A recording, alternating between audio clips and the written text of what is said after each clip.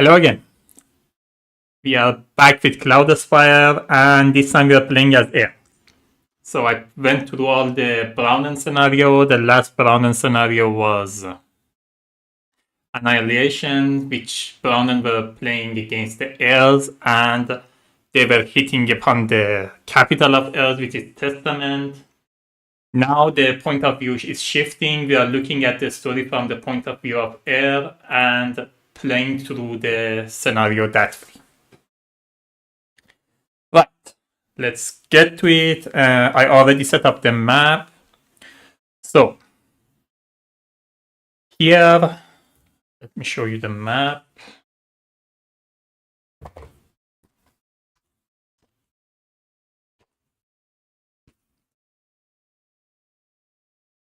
So they start with 3 siege tower here with these upgrades. But here the scenario says if you build a siege tower on these and manage the there was one of the objective of the last scenario was that you had to build siege tower up to 4 away from their gate, which I managed to do. If you did manage to do that, you don't build this spire, you build the one that you built in that scenario and just add 2 range. In this case, these 2 were here. The other one I didn't build here. I built one here, one here. So this one was free, which means I just built whatever was here. These 2, I built the one that I built there, and I added 2 range. In addition to that, we have so you've seen what raise does when you are playing as the faction. If you're playing as the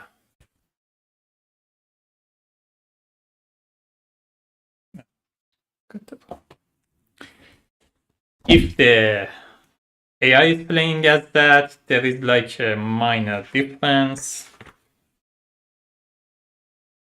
So raise. At the start of this faction's turn, this spire will attack a spire or fortress gate within its range if possible. If it has multiple target options, it attacks priority or an opposing fortress gate first, or if that is not in range, the opposing spire with the fewest upgrade. After this spire attacks a fortress gate, remove its bottom upgrade. So it's practically the same. It just gives you some priority that it attacks fortress first. Then if there are multiple spire, it attacks the spire that has fewest upgrade. We have a lance launcher here. It comes in with, so you can see it comes in with 1 attack, 1 range, another attack, 2 fortification. It has air defense, which means it can attack unit with flying. We have another lance launcher here. It's practically the same plus fortification upgrade here. We have a dispatch platform here. I think I gave it dispatch platform too many upgrades. It comes with 1 attack, 2 range, 1 fortification. Yes. Oh, I don't have enough range. I don't know which one gets built. I think one of these should lose it because I should have added them at the last, which means one of these should have 1 fewer range, which gets added here. It should have 1 attack, 2 range, 1 fortification.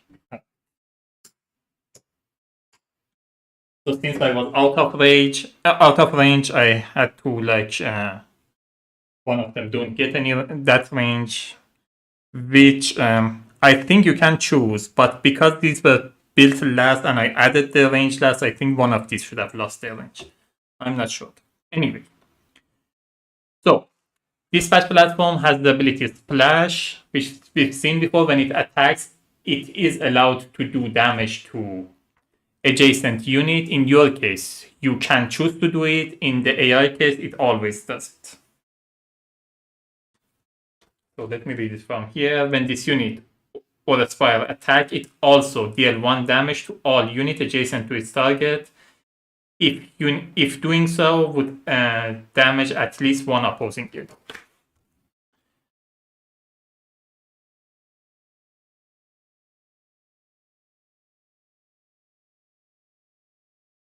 All right, I think that's it. I'm just gonna set up the one last thing we have here.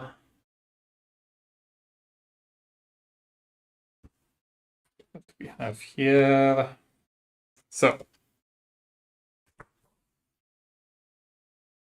here on G, we have the staging area. I'm going to explain this when we get to the event and stuff. All right, I need to set up the landmarks and we are good to go. So we have the 7 here. I'm gonna roll for myself. This is 1, 2, 3, 4, 5 away. This is 1, 2, 3, 4, 5 away. I'm gonna roll for here. They are the same distance. I get to choose 3, 6 left. Where's my 6? Here. 1, 2, 3. 1, 2, 3. These are the same distance as well. I'm gonna roll for here. 6. Up. Then for the rest, we have 5 plus 7, 12 plus 7, 19. I'm rolling a d20. I'm rolling for here first. No, let me roll for here first. 18. I'm rolling for here. 15, so 12 plus 3. And I'm rolling for here.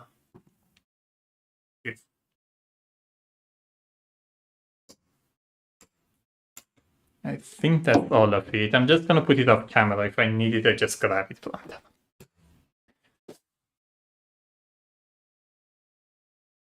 Right, let's get to the story.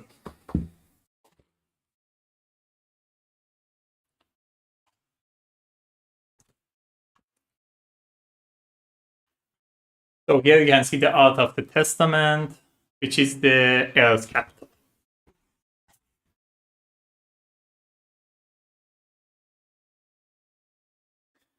Unsung and Wing will victory ring. Let me do it again. Unsung and Wing will victory ring, an ancient proverb attributed to King Nestor. Water Downing swooped into aviary, snatching a handful of Elfenkazi bowel into each feast and grabbing a few more between each talon.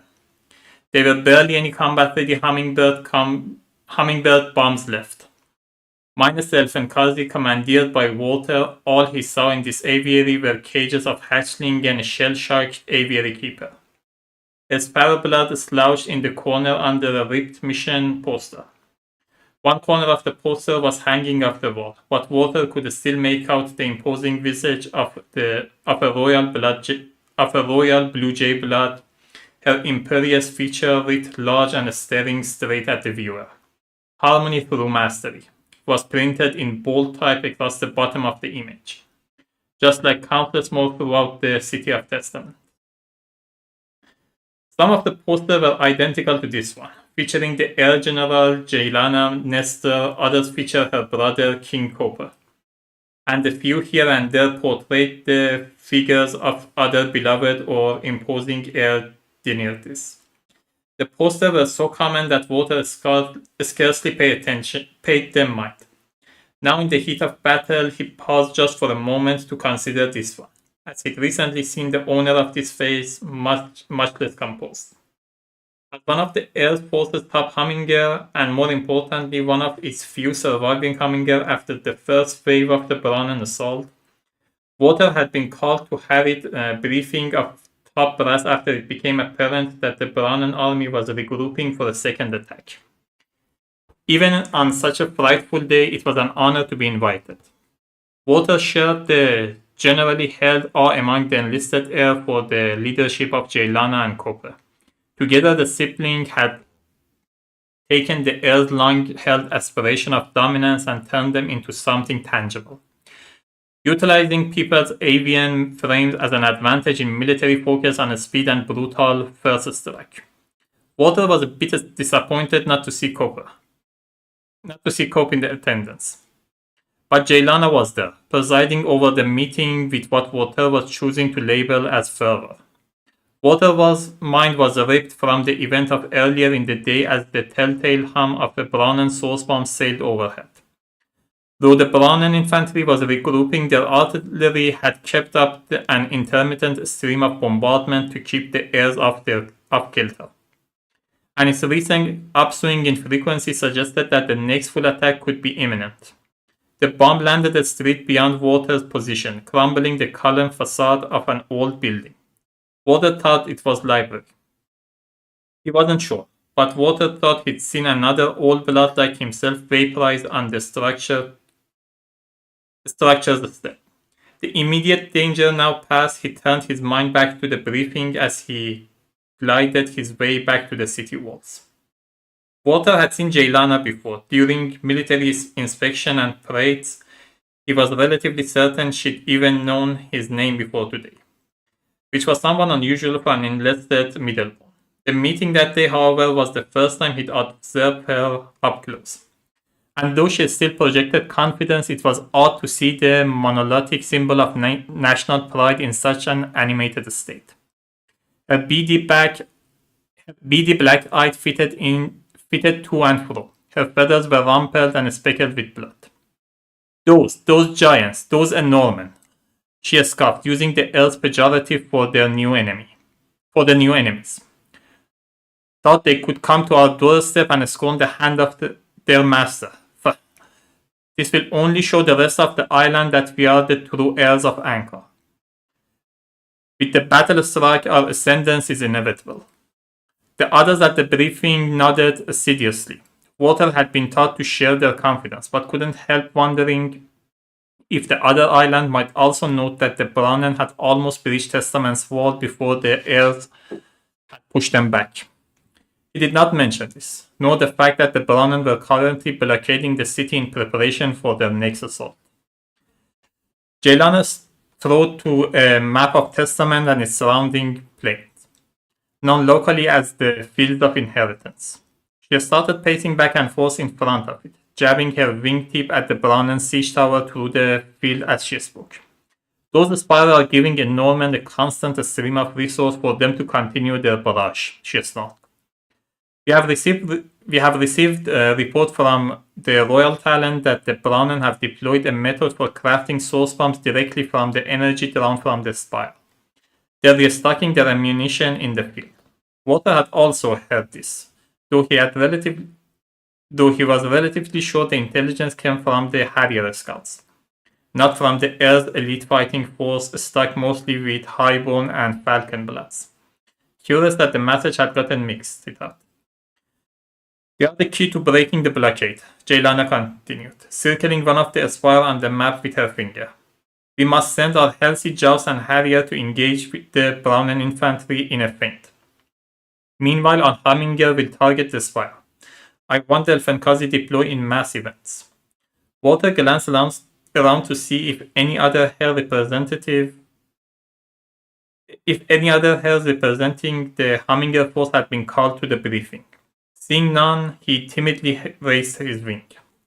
Excuse me, Your Honor, but deploying the amount of Elfenkazi needed for a mass event at all the spire would deplete what little remains of our supply. We've been analyzing the Brownian construction and believe that a single unit or two striking at the base of the spire would be enough to bring. In a moment, it seemed Jailana was upon him, jutting her face up at his. Are you questioning me, Middleborn? She snapped. You perform your duty well, but leave the strategizing to your betters. Don't you remember the lessons of Kring? Colors then blood show an heir's place. Colors first, soldier. You're still an heir, but you are not of my kind. She shoved him. Why is he here anyway? She barked. Who invited him? I did, Your Honor. I did. Called the bright hero Finchblood. Walter knew him to be Darb Purchett, one of Jailana's trusted lieutenant who often focused on treatment of wounded soldiers and physical fitness improvement. Walter here is an accomplished Humminger, and commanding officer was killed in the fight yesterday, Darb continued. Hopping nervously from talon to talon, this is his first meeting with High Command. I'm sure he'll know better than to step outside his birth order in the future. Whitewater. He fixed Water with a glance halfway between condescending and encouraging. Water nodded mutely. Seeming just satisfied with her underling simulation, Jaylana spun around and returned to the map. A few minutes later, after a specific formation, well laid out and final order confirmed, the meeting broke up. Water began exiting with the rest of the group when Dahl caught to him and pulled him aside. Sorry about Jaylana's outburst back there, he said quietly, a very grimace passing briefly over his face. Not all of us highborn are like that. We know that any heir can have a good idea. Water stayed silent, not sure if this was a trap. Look, Darb said. I'm not sure if you are aware of this, but you are one of the highest ranking hummingbirds we have left right now. Ultimately, the general won't care how you take those spires as long as you do take them down. As long as you do take them out. And if you think you can do it without using as many Elfenkazi, then talk it over with your man and get it done. Water was still uncertain of Daw's motivation, so he simply nodded smartly and left.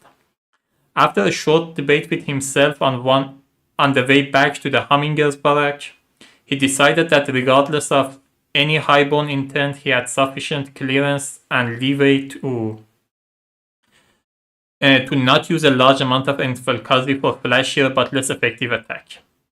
If he was disciplined for it, well, at least it saved some of the military resources in the long run. His briefing with fellow Hummingers had just been wrapping up. The source bombs started flying faster. His compatriots scattered to grab or restock their own supplies of Elfenkazi, hopefully later to meet up in the field. Now as he flapped up to the top of the city wall, Walter hoped he'd made the right decision. It was too late to change his mind now. Show them that Middlebones have a place at the table too. Was his last thought before he leaped off the wall and soared down to the battle below. Alright. So, what are our objectives? Have an air spell constructed on each isle at the same time. So we have these 4 isles. We should have a spell constructed on all of them at the same time. It doesn't mean it has to, we have to end with them at the end of the combat, but at one point in the game, you should have all the 4 constructed. Defeat 4 Brownen Spire using Glide Bomb. Defeat Brownen Fortress Gate using Glide Bomb. If you do that, the scenario ends immediately. Scenario rule. Siege Storm triggered during event phase. Siege Tower Spire immediately use Raise to attack an Air Fortress Spire if in range. Otherwise, they will use Raise to attack the Air Fortress Gate if in range. Raise still occur at the start of Brownen's turn during the Onslaught phase as normal. Each time a Brownen Spire is defeated using Glide Bomb, the Elfenkazi use is removed from the game for the remainder of the scenario. When this happens, place an Architect on the bottom of the Brownen's deployment stack. So we only have 3 Elfenkazi. You can use it, you can use the Glide Bomb to do damage to the unit and to the Spire. But if that damage caused the Spire or the Fortress to be defeated, then the Elfenkazi is removed from the game. You can't deploy it anymore.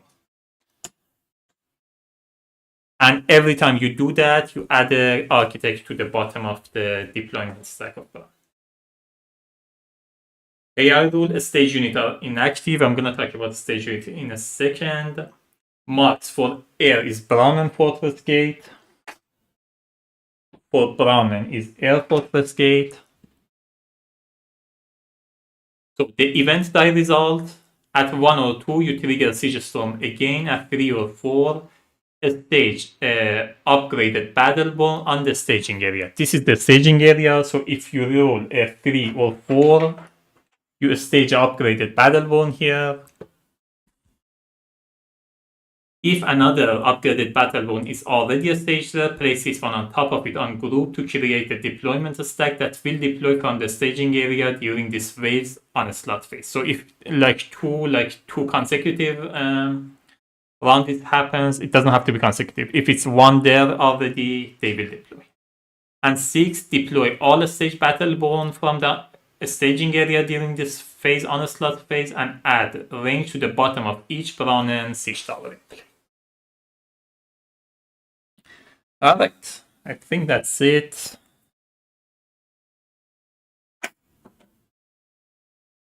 Oh, let's get to it.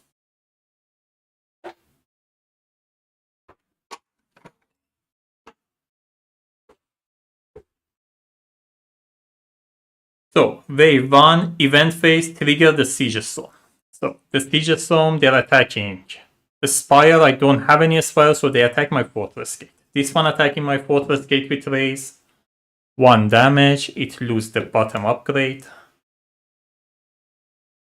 This one attacking, 2 damage. This one attacking. Oh, got to be kidding me.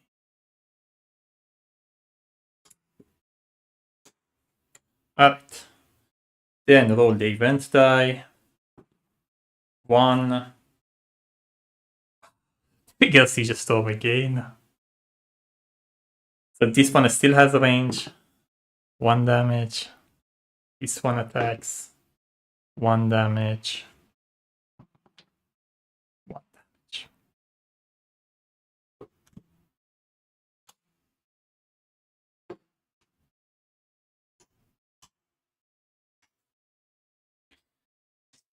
Alright.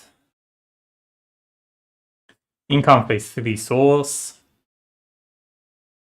Market phase as normal. Oh, I haven't shuffled those and I haven't shuffled the relics.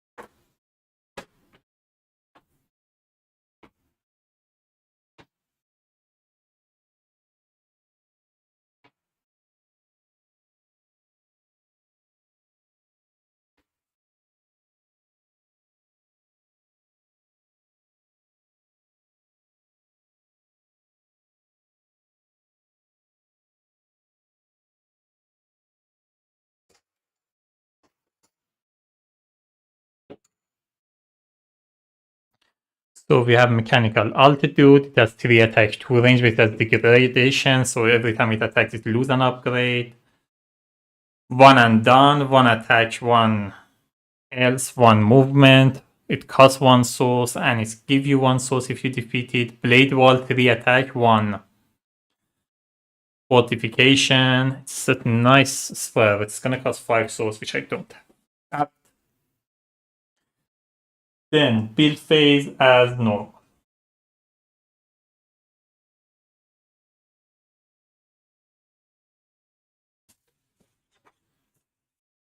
Thinking of getting the sanctuary. The stable could also be nice. It gives me... It gives my Harrier extra health, but I think I would rather have the extra CP. So, I'm gonna get the first level of Sanctuary. It's gonna cost me 3 souls, and it's gonna give me the command die. So during the prep phase, I can roll this, add this much to my CP. That's my prep. First phase, I have 4 CP. Brownen are deploying 2 battle bonds.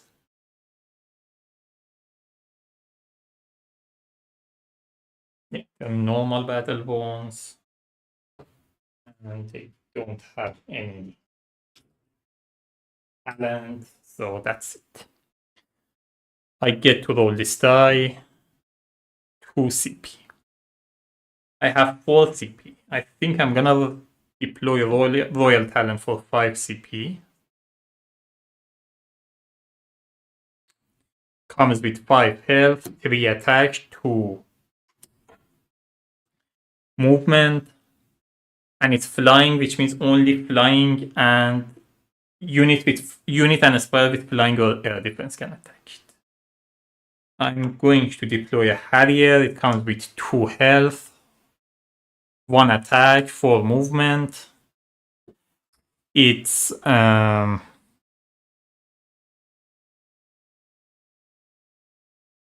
ability is Quick Strike, which means it can attack before the Spire attack it. So I put this first. And Dark is my starting hero. It comes with 3 health, 1 attack, 2 movement. It has 1 upgrade capacity, and it has flying.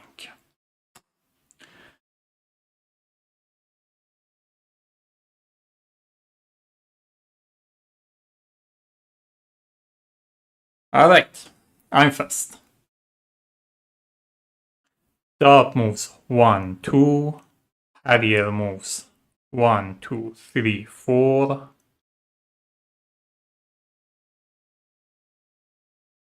Royal Talon moves 1, 2. Spire fires. Harrier can attack before the Spire fires, so it's gonna take this range out. Now Spire fires. This one attacks the Harrier. Because it doesn't have air defense, it can't attack the Royal Talon. Managed to roll 2 for all of the Spire somehow. Alright. This one can't attack any of them because they're flying. This one can't attack any of them because they're flying, so we're good. Dove attacks this one. Royal Talon attacks this one. And that's it. Battleborn moves 1, 2. Battleborn moves 1, 2. Royal Talon moves 1, 2. I think that's progress. Yeah, that is progress. So, Royal Talon moves 1, 2. With Dove, I'm not moving. Royal Talon defeats the Siege Tower. I get 6 souls.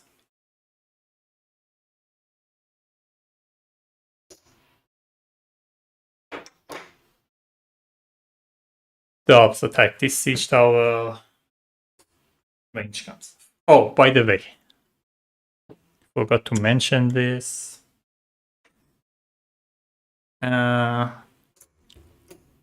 At the beginning of the Brown and Fuzz, the raids would have triggered, so they would still attack my fortress again, but none of them have range on my fortress right now. So that's why I didn't do it. I forgot to mention it, why I didn't do it.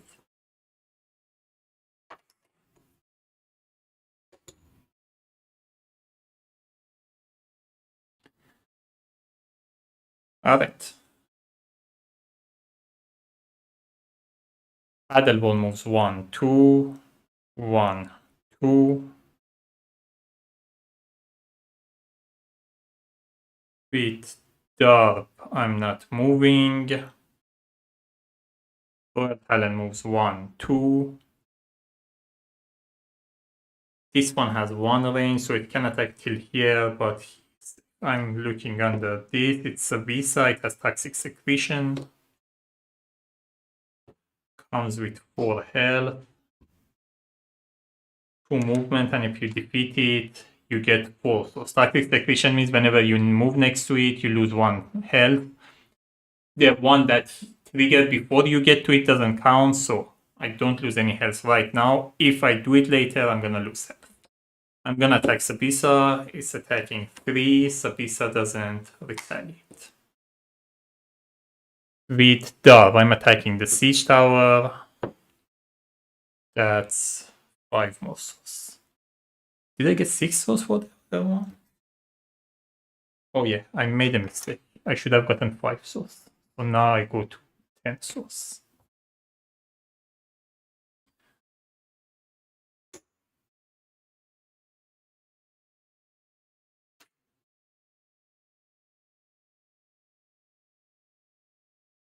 Alright.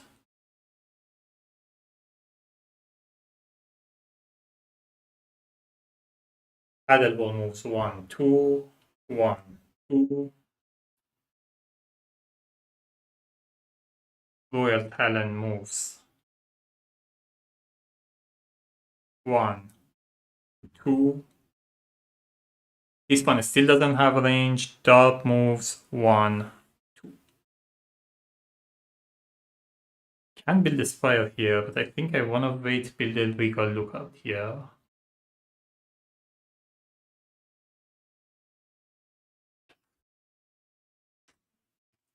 Although I can build a high rise, it's not a big deal.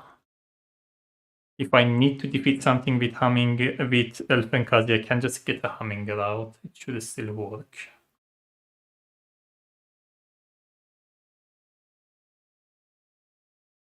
I have enough turn to decide. Let me see how much source I end up with. If I end up in a not so much source that my source goes to base, I think I hold on to my source. I forgot whose turn is it. They've taken 1, 2, 3 turn. I've taken with Royal Talon. I went here. Then I went here. Then I went here. I got 4 turns. So it's their turn. Paddleball moves 1, 2, 1, 2.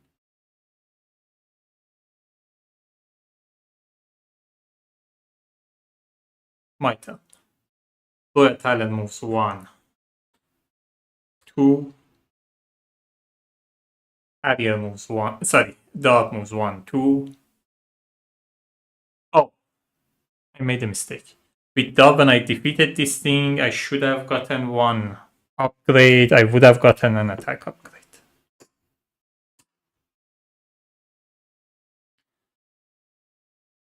Alright. This one does have air defense, so it can attack Royal Talon. It's going to attack Royal Talon. 1 damage.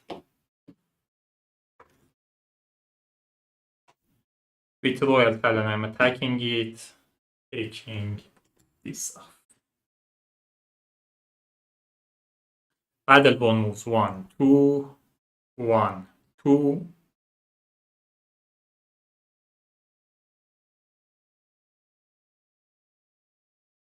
I should have attacked the Battleball. I don't think I have enough to defeat both of them with Darb. Oh, also with Darb, I should have attacked the Siege Tower. I don't think I can defeat both of them with Darb.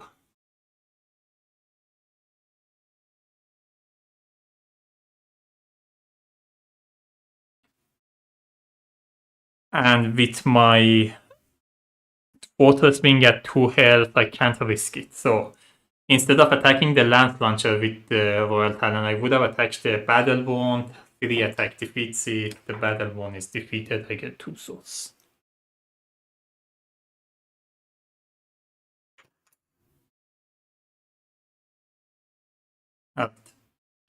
Battleborn moves 1, 2. It can't attack Royal Talon because it doesn't have any air defense. So that's it. Royal Talon moves 1, 2. Aspire fires. 1 damage.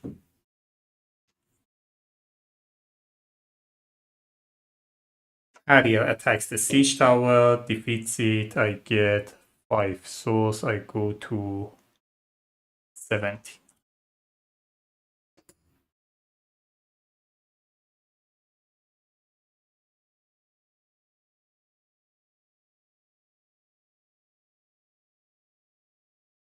Paddleball moves 1, 2. My turn. At the beginning of my turn, I'm spending 4 souls. So from 17 to 13, using one of my limited build option to build a high rise here. Comes with 1 attack, 1 range. That's it. Oh, this should have been removed.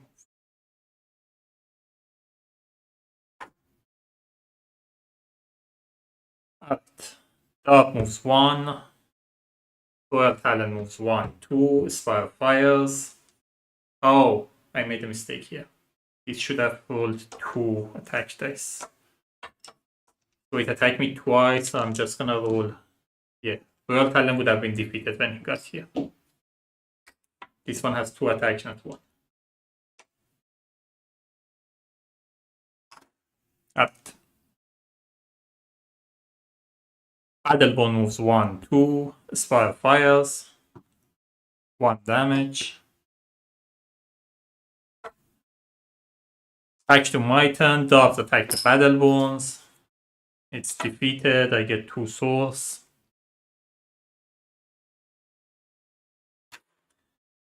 And I can upgrade Dub, which gives him dodge. So dodge, when it gets defeated, instead of like losing it, it flips to the unpromoted side. But I'm gonna lose that attack upgrade. I think I'm fine with it. I can just defeat the Bisa easily. If I lose 1 health, I lose 1 health. It's not a big deal. Right. That's the end of wave 1.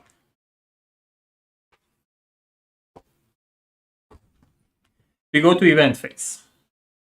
Wave 2 triggers Siege Storm. There is no Siege Tower left. Roll the event die. 1 again, trigger Siege Storm again. There is no Siege Tower left. Income phase, 3 source. Market phase as normal.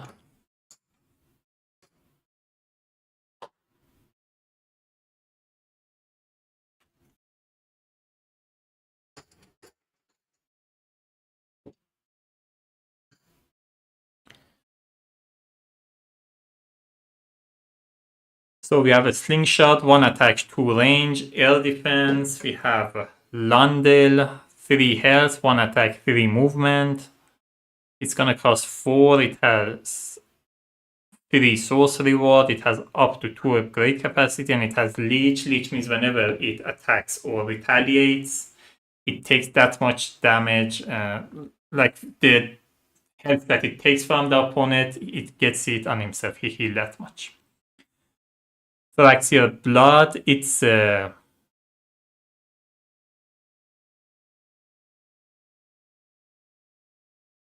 that's a weird talent. So it's an equipment. It has Anarchy, Armored, and Assault. Armored means the damage from the attack is reduced by 1. Assault means the what is it called?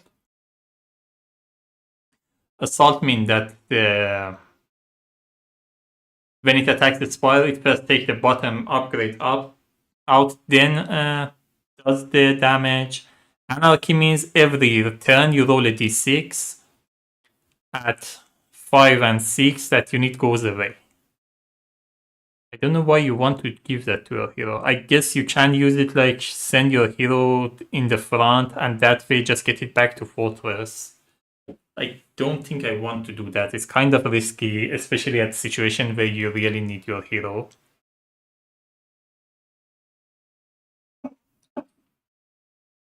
Lundell could be a nice investment.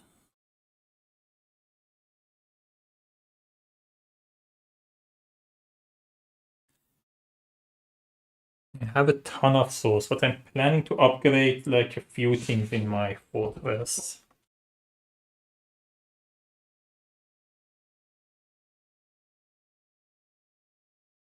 I definitely want to get to graduation and master training. It's gonna cost me 8. I want to upgrade my like stables.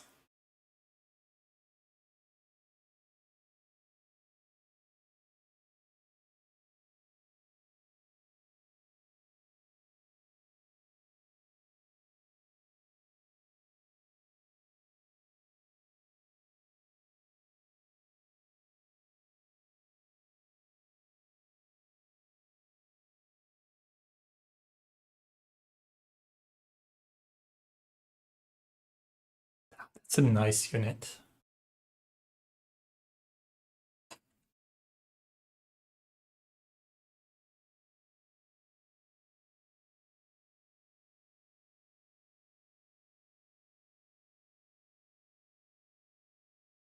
Yeah, I think I still take it.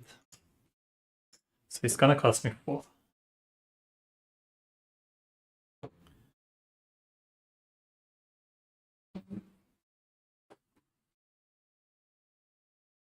Alright.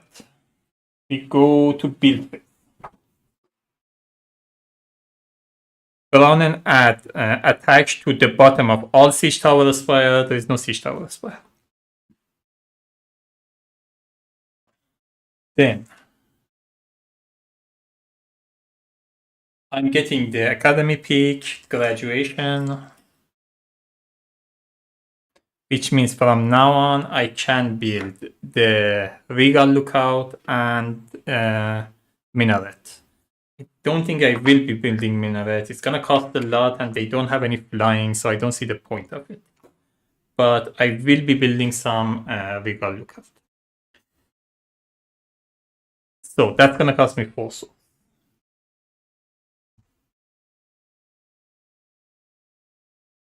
I'm gonna spend another 4 souls. So I go down to 6 to get the second level of academy peak. So that's the way the heir upgrade their units.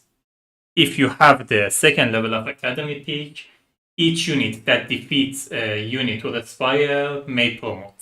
So that's the way you can promote your unit. I have 6.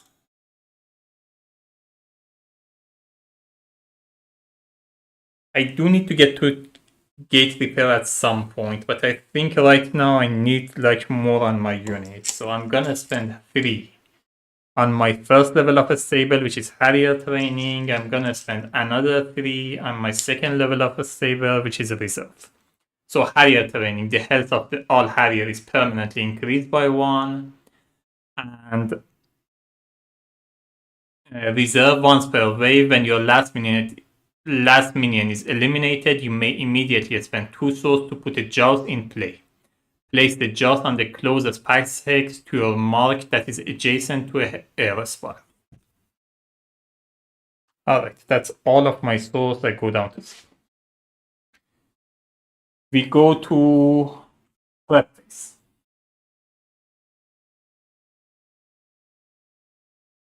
They're deploying a promoted Battleborn and 2 normal dispatch. The dispatch are grouped.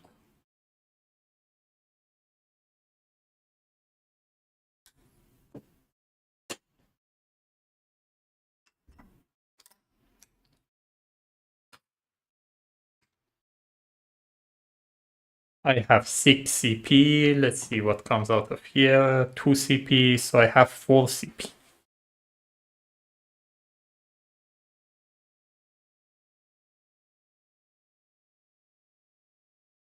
Sorry, 8 CP.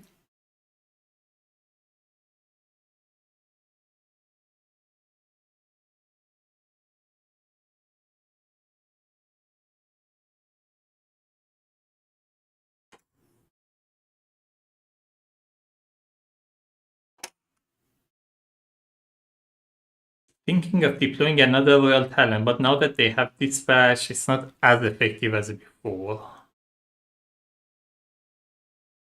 Still pretty strong. I think I want something with Quick Strike to chip away stuff from this. The problem is Harrier only has 2 health, 1 attack.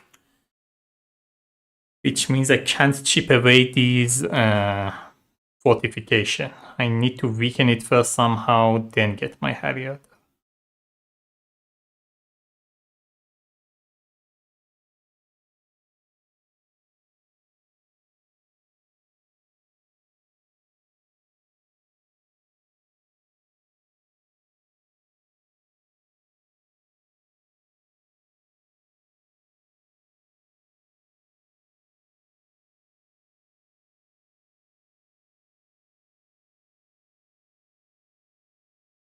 I can deploy a Joust, a Harrier, and a Hummingbird. So this gonna cost me 1. This gonna cost me 3. They both have Quick Strike, which we've seen before. Hummingbird costs me 4. It has 1 Elfin and 2 Roost. So the Elfin means when it deploys, you can put Elf and Kazi on top of it. Elfenkazi has flying, precious, Rusform, and it can have either save or glide bomb. You choose which side to put it. Flying we've seen before. Precious means if it's the only unit, it's the only minion left, the wave ends. Rusform means it doesn't have a move itself. Its move, it depends on what it's starting on.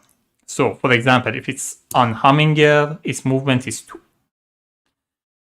If it's not starting on anything, either because it moves before or the Rus is defeated, its movement is what its share is Hex lasts with.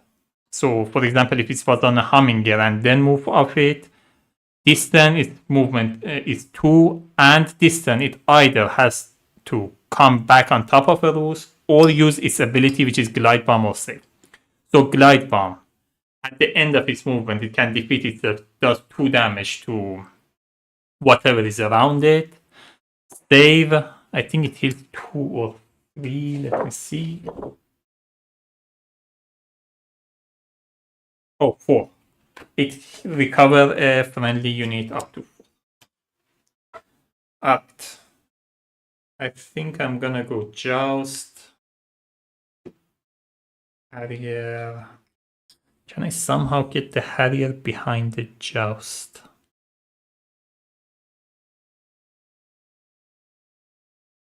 I think I can. I'm gonna go Harrier, then Joust.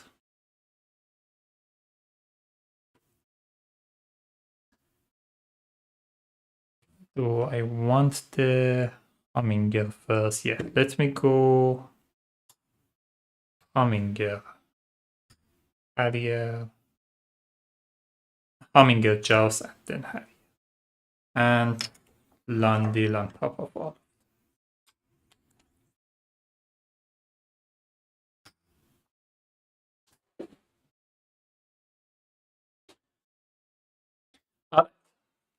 Crown on first. Idlebone moves 1, 2. Dispatch moves 1, 2. Landil moves 1, 2, 3. Loses 1 health because of Toxic Secretion. Humminger, by the way, this doesn't have the thing yet. It moves 1, 2. When it deploys, it gets the Elfenkazi. Joust moves 1, 2. Harrier moves. It moves here, it hasn't made any progress. If it moves here, it also hasn't made any progress, so it moves 1, 2. So it couldn't move 4, it just moves 2. Aspire fires, no Aspire in range. Landil attacks Sabisa. Sabisa is defeated. I get 1 attack, and I get 1 health back because of Leech. I also get 4 souls. So this should have come off at the end of it.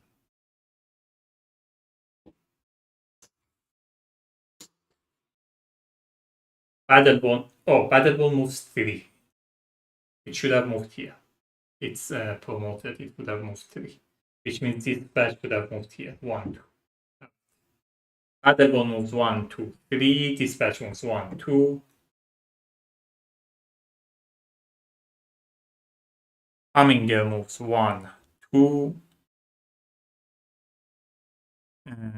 Joust moves 1, 2. Harrier moves 1, 2, 3. Aspire fires, no Aspire in range. We go to the next one. Do I want to move Darb? I think I want to go see what's under there. Yeah, I would have moved Darb here. 1, 2. Alt. Battlebone moves 1, 2, 3. Dispatch moves 1, 2. Humminger moves 1, 2. Joust moves 1, 2. Harrier moves 1, 2, 3. End of my turn. I'm gonna fly the Elfenkazi, moves 1, 2. Trigger. Oh, I put it on the wrong side.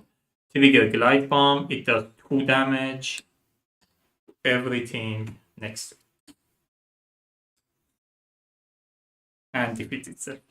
If the Aspire was defeated, I should have removed this one, but the Aspire is not defeated, so this stays in here. Now Spire fires, none of these have range on me, so nothing happens. The question is, do I want Joust promoted or do I want the Hummingbird promoted? I think I want the Joust promoted. Oh, I haven't moved this. Dove would have moved 1, 2. Lundil would have moved. Or did I move there? Oh yeah, I did move there. This is my third.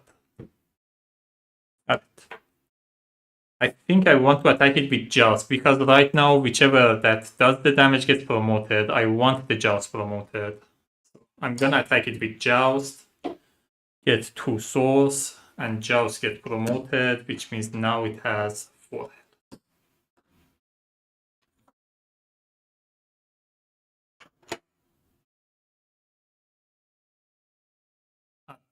Dispatch moves 1, 2.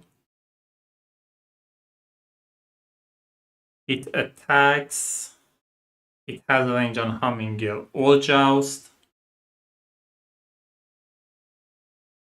I think I'm gonna let it attack the Joust. So it can't defeat either of them. It can damage both of them. So I can choose which one gets attacked. I'm gonna let it attack the Hummingbird.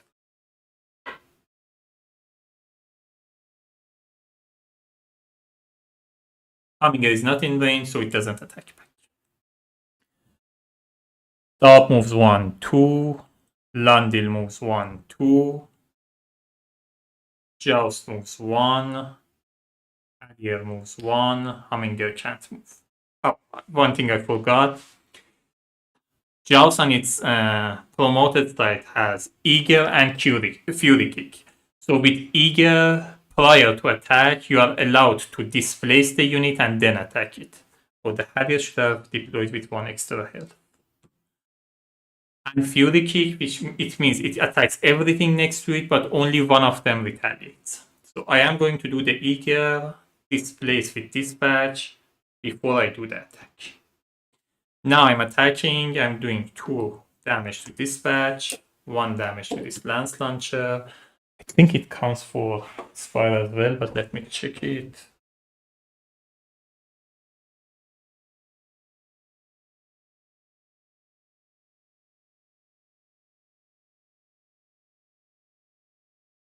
It deals damage to all opposing units adjacent to it.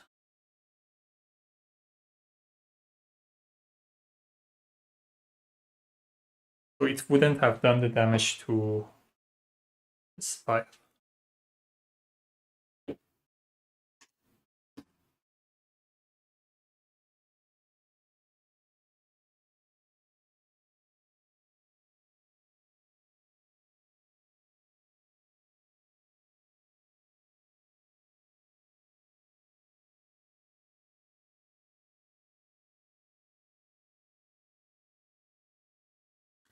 I think it still should be fine. Yeah. Oh, before I attack, I would have looked under this. The source gazer, don't care about it. Let it be.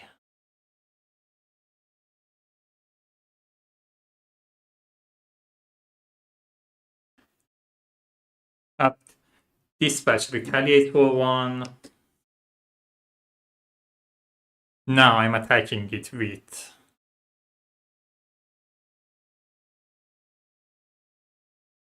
Hummingbird.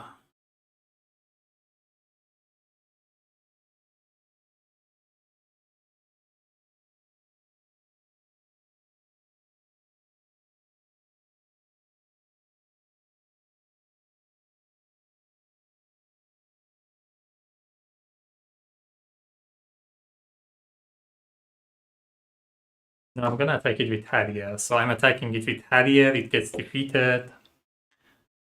I get 3 souls. And Harrier gets promoted. New dispatch comes out. I'm attacking it with... I have to attack it with Hummingbird, that's 2 damage.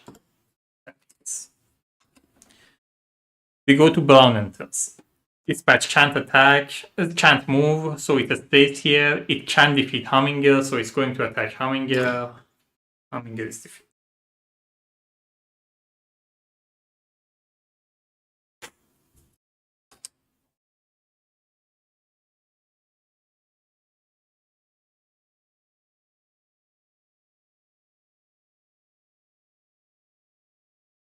My turn.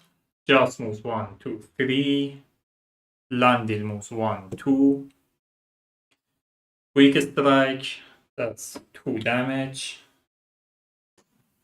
Aspire Fire, this one doesn't have any range on any of them. Oh, I forgot to roll 2 again.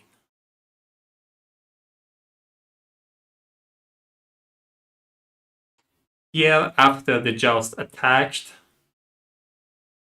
so this should have fired after my first attack, so this should have gotten the 2 damage, it would have been 0. Now it moves 1, 2, 3. Now it attacked. Now the spell fires. 2 damage.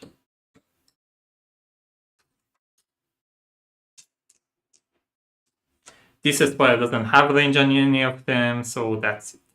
I'm attacking with Landil.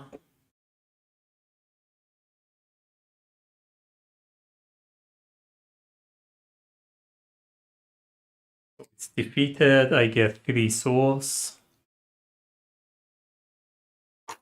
And Landil gets an upgrade. I'm going to give him...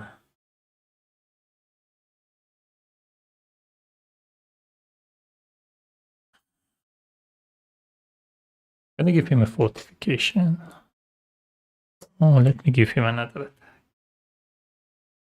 Do I want to come attack this Lance Launcher? Yeah, let me give him a fortification.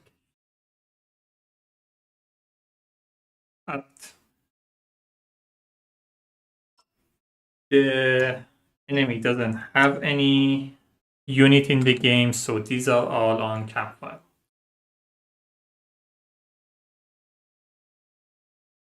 Joust moves 1, 2, 3.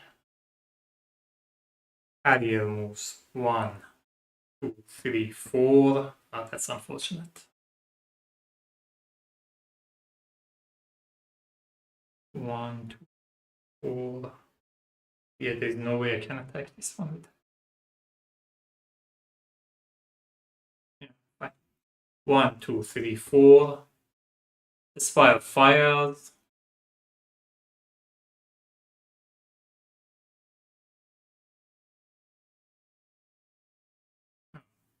Before that, let me look under here. The Grail Goat, I would have revealed it.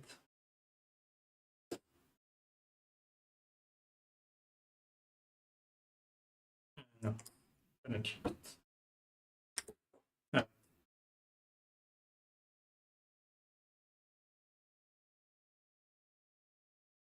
So Aspire Fire, this one can defeat either of them, so I'm gonna let it attach the Joust. 3 damage.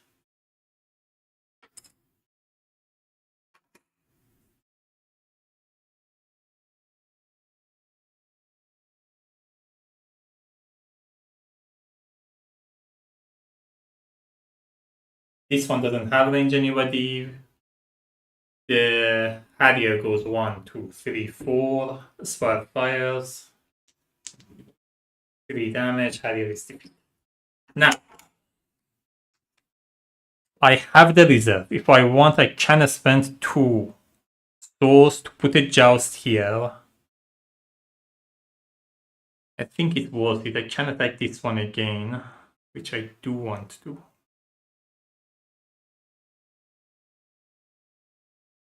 Yeah, I'm gonna spend 2 souls.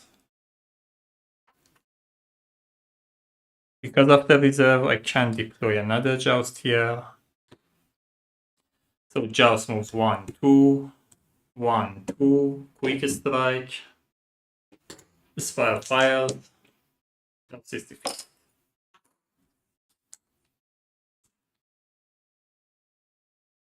Right, we go to wave 3.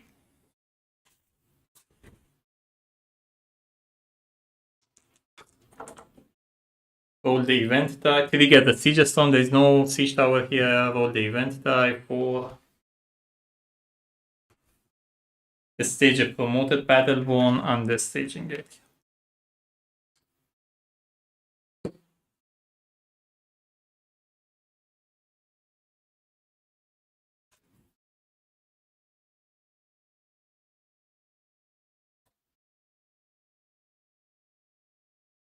Income plays 3 souls, so I go to 13.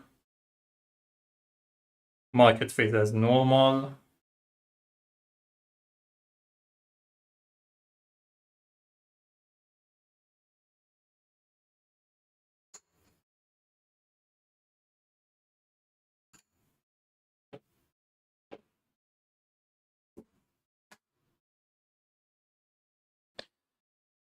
So we have a raw source infuser, it has a splash. Blade of Blade, Silencer, and Air Defense to attack one range. Fallen Taproot, Air Defense 2 range, not that good. I think I'm fine right now.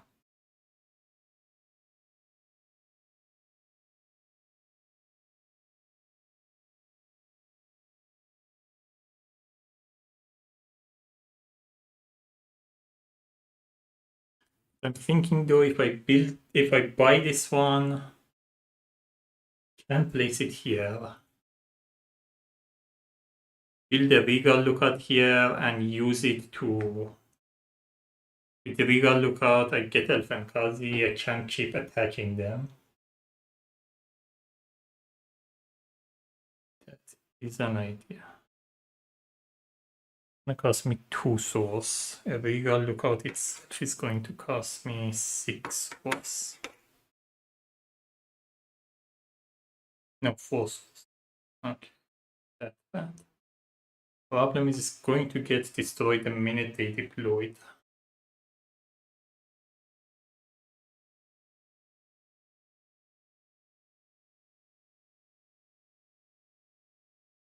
I still think it's a good bet.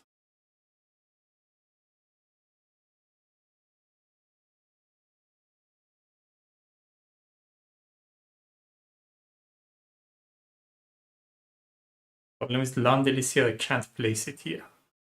I can place it here because it's gonna block. Oh, I can place it like this.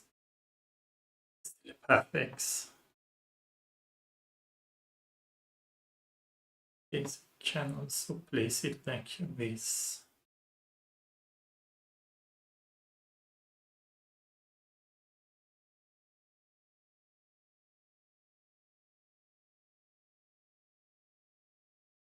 Yeah, I'm gonna spend 2 by this. I'm gonna figure it out in a second how I put it.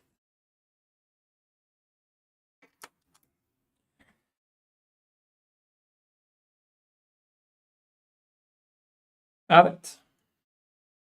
Market phase, brown and add. Attach to the bottom of all siege tower spire. There is no siege tower spire.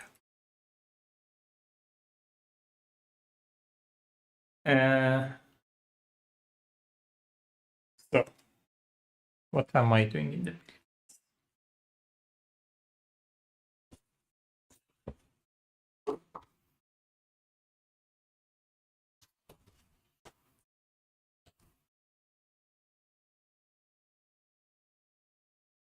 Can get the joust training.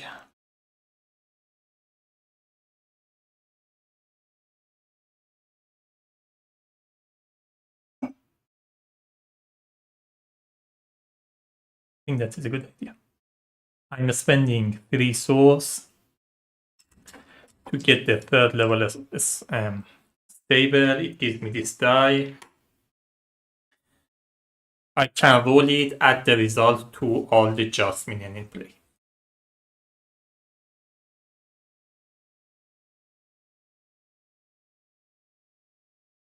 I think I want to hold on to the rest.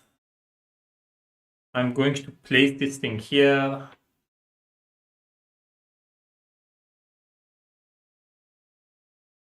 Oh, here then I can't build, I have to place it like this. I was going to place it here. I am allowed to place it here. I have a spire here. I have influence over this. The problem is if I place it here, I don't have influence over this tile, over this hex. So I can't build my spire there. I have to place it like this. Then I'm going to spend 4 souls to put a regal cut here. Comes with 1 attack, 1 range. And I'm thinking if I want to add some fortification under it. Yeah, I'm gonna spend 4 souls, add 2 fortification. Right.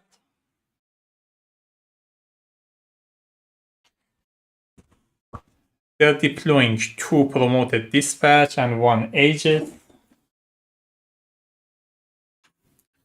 So the promoted dispatch still has air defense and 2 range, but it also gets a splash. It's the same as here. If it can, like, damage adjacent unit, it will. Aegis has armor, which means the attack to it is reduced by 1.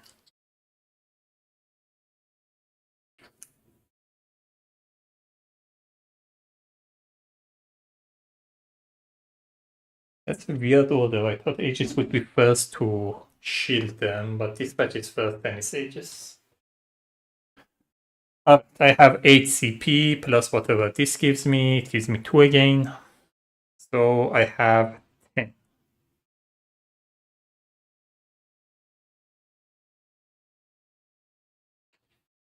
I do want to deploy Jailana at some point, but I have 2 hero in the game already. So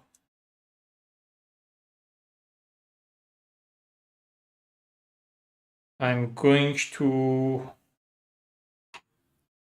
definitely going to deploy Joust. I got the Joust training. It makes sense to deploy it.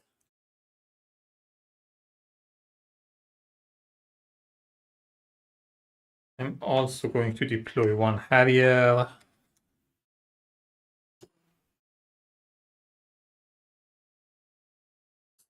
That is 4. I have 10. I can deploy a Royal Talon and another Harrier.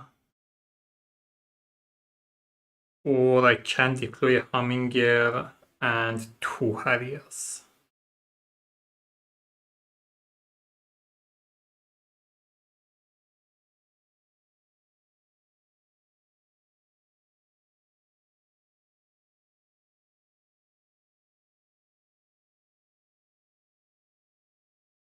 I think I want to deploy a Hummingbird.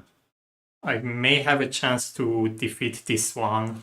And I have to start defeating some of them with Elfen Kazi. Otherwise, I won't be able to fulfill the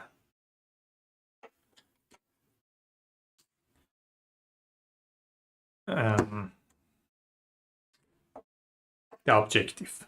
So that is in total 8 command points. I have 2 more command points. With 2 command points, I can only deploy 2 Harriers.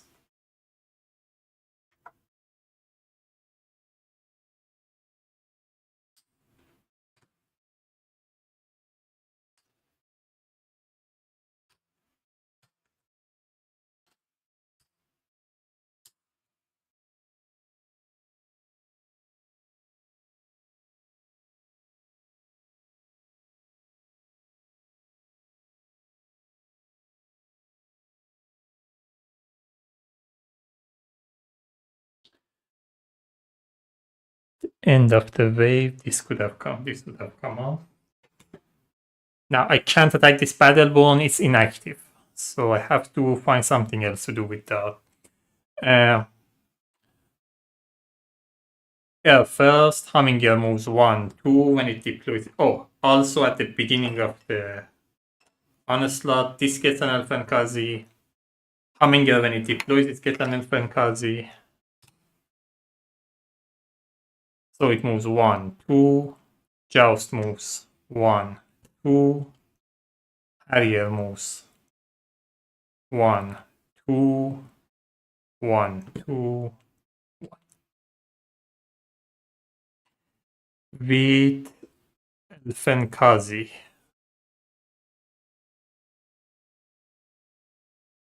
I move 1, 2. Oh, wait. I can wait for the dispatch to get here and then do that. Moves 1, 2, 1, 2. Yeah, I wait for dispatch to get here, then I use my Elfin Classic. With Landil, I'm moving 1, 2. Spire fires. 2 damage.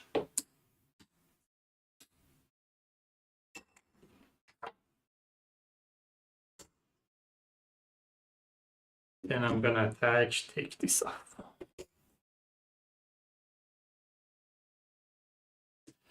Brown and gold dispatch moves.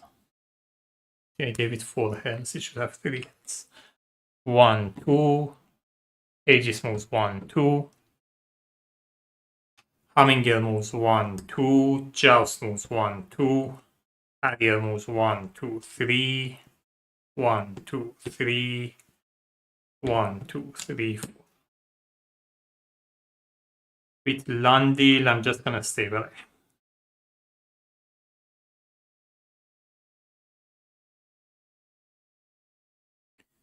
Spire fires, attacks Landil. 1 damage. With Landil, I'm attacking the Lance Launcher.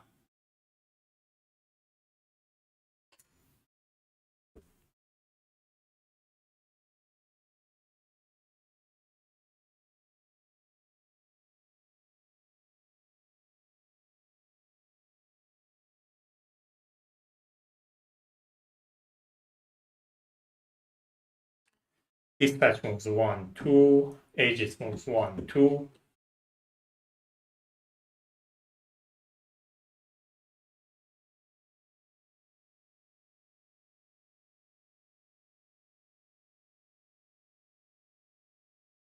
Landil moves 1, 2.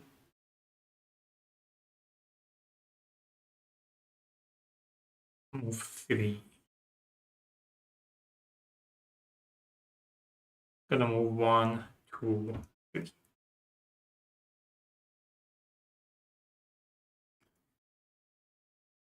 Hummingbird moves 1, 2. Joust moves 1, 2. Harrier moves 1, 1, 2, and this one does. With Elfin Kazi, I'm moving here, blowing up, doing 2 damage. Lance Launcher is defeated. I get 3 souls. And this Elfin Kazi is out of the game because I used it to defeat Heirs.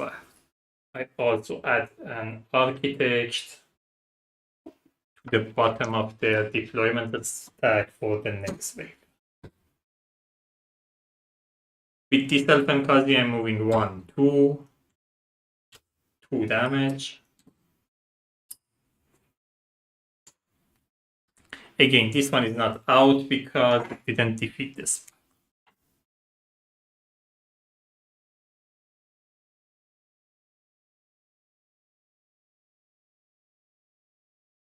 Dispatch moves 1, 2.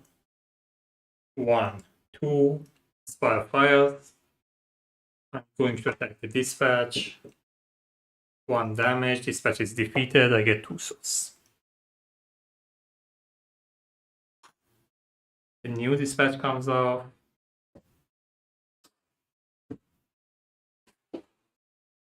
So the dispatch can target this one, or this one. It can defeat Landil, so it's going to attack Landil. Landil is defeated.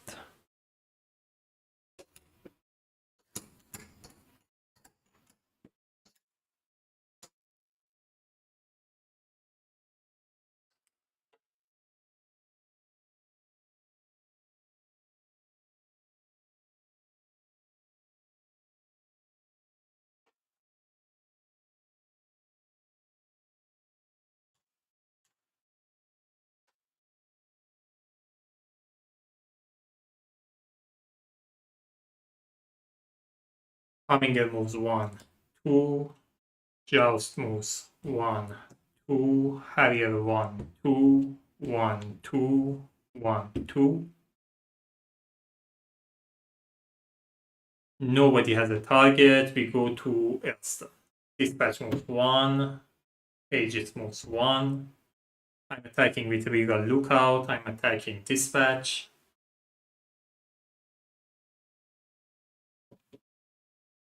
damage.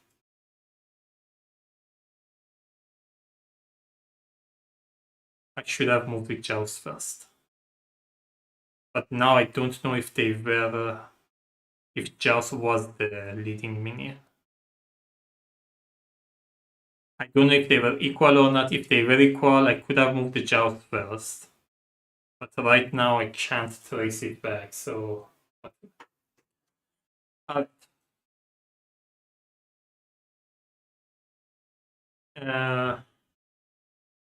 They can't defeat any of the minions, so they will attach the Spire.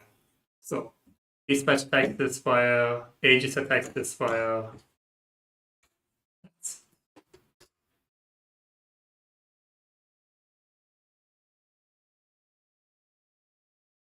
My unit can't move. Humminger attacks Dispatch. Dispatch is defeated. I get 2 souls. I can't promote Humminger.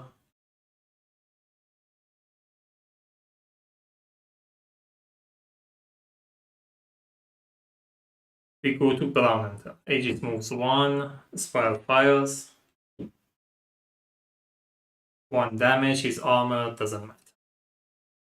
Aegis attacks, but Humminger and its promoted side is flying, so it can't attack. That's it. Oh, if it is flying, it would have replaced it. So it was here, it's moving 2, it would have moved 1. Replace the Humminger and move 2. Yeah. Then it would have happened whatever happened. Then it attacks Joust for 2. Joust retaliate. The armor doesn't prevent the retaliation, only attack. Oh, I forgot to roll the Joust die. It wouldn't have mattered so far. It wouldn't have mattered at all.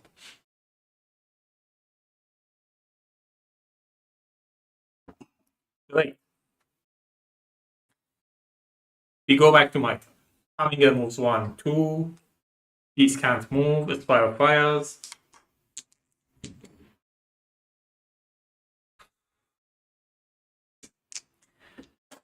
Three damage. Humminger is defeated. Joust attack Aegis 2. The armor reduce it by 1, so it becomes 1. Still Joust is defeated. Sorry. Aegis is defeated.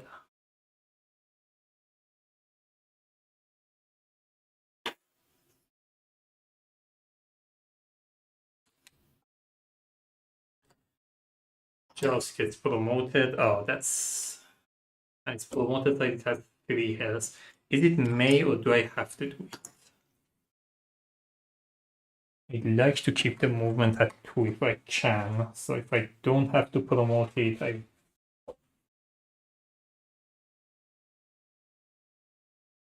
Your faction may be promoted when they defeat you. So I don't have to promote it. I'm not going to promote.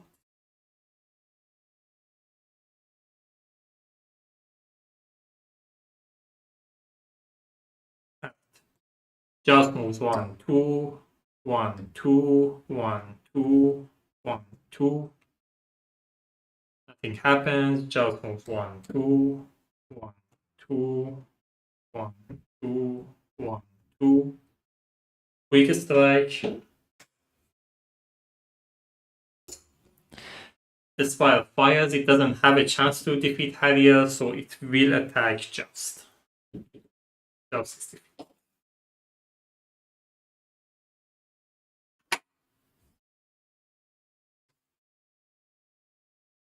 Harrier moves 1, 2, 3, 4. 1, 2, 3, 4. 1, 2, 3, 4. Quick strike.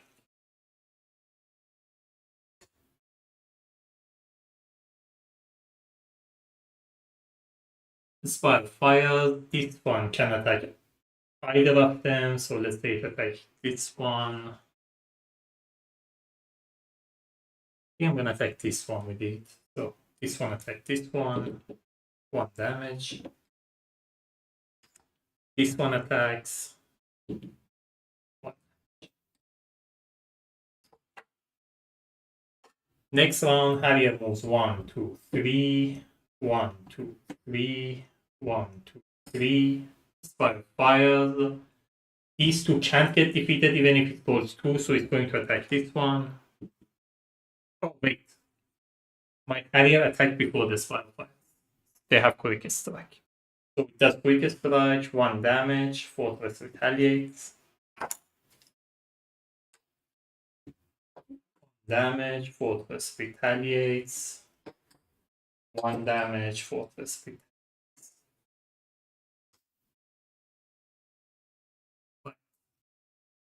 Then Spire fires. 1 damage. We go to next round. Again, quick strike. 1 attack, Fortress retaliate. 1 attack, Fortress retaliate. Get 5. Spire fires. Oops. 1 damage. I have the option of putting another Joust here. I think I will. If I chip away this one, next round at the beginning of the turn, I can just put Elfenkazi here, finish this one. I lose Elfenkazi, I don't care. It is what it is. So I will spend 2 souls. Oh, the Joust comes here directly. We put the Joust here.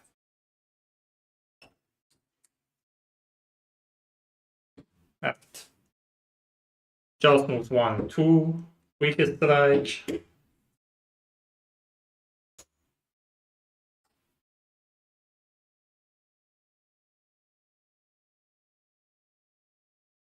Won't finish the fortress though. I think. Yeah, should be. Aspire fires. This one has range on it. 1 damage. Moves 1, 2. Aspire fires. Moves 1, 2. I want to do the quickest strike. That's tough. It's possible that I defeat it too early. I don't want to.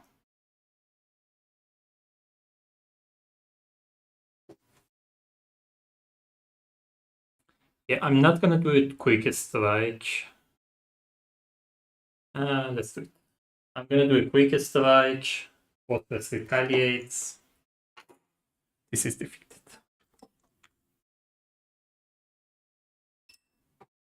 Alright. Round 4.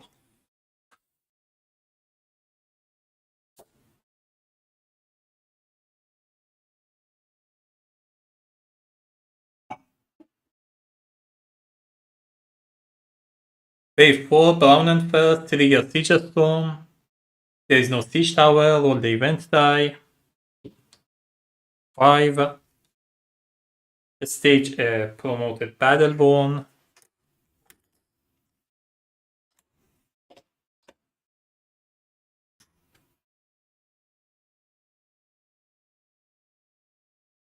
If there is a Battleborn already there, place it on top of it ungrouped, and they will deploy from the staging area during the onslaught phase.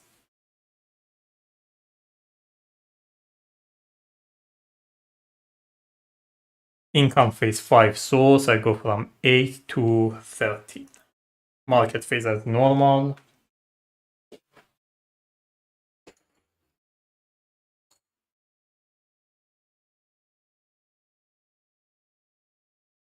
So we have Infiltrator, 3 health, 1 attack, 2 movement. It has a Scattered. It lacks Breastplate. It has Hidden Armor, Sorcerer's Entropy, and Speed. I do want to deploy a hero. Maybe I do want to get equipment.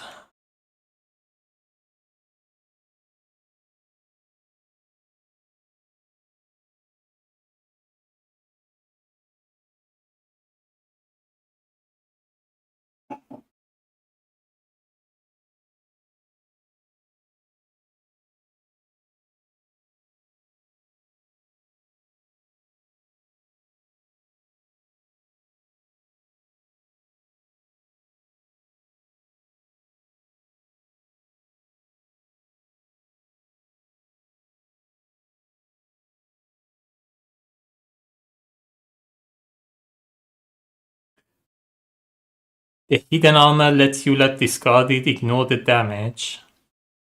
Not that much damage coming this my way though. I think I can survive it.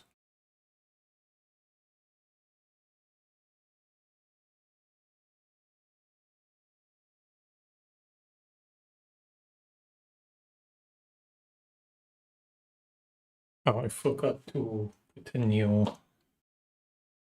I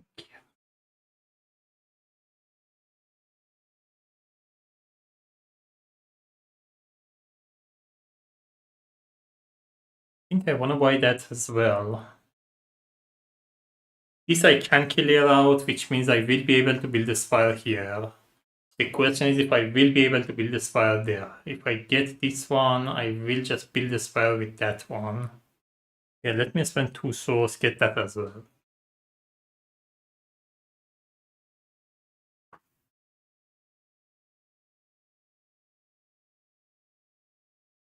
Alright.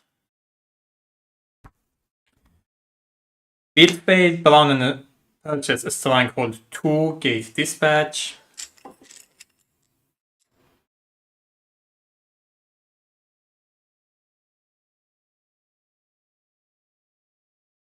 So this means the units that are attacking it from non-adjacent space do get when get retaliated against, they get 3 damage instead of 1. And they construct a lance launcher with 2 attack, 1 range on a sorcerer. Doesn't say which one. I'm gonna put it here. Actually, let me put it here. If my minion gets too close to here, I want them to get defeated.